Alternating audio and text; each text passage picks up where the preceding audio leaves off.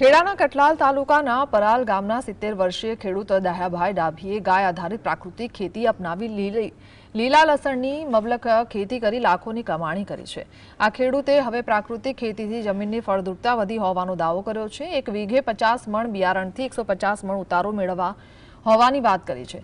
શિયાળામાં 3 વખત પાક લઈ 70,000ના ખર્ચે 3 લાખથી વધુ આવક મેળવી છે। વડાપ્રધાન મોદી, પૂર્વ સીએમ આનંદીબેન વિજય રૂપાણી અને રાજ્યપાલ આચાર્ય દેવવ્રત પાસેથી એવોર્ડ મેળવી તેમણે ગામે ગામ પ્રશિક્ષણ આપી અને ખેડૂતોને પ્રાકૃતિક ખેતી તરફ પ્રેરિત કર્યા છે।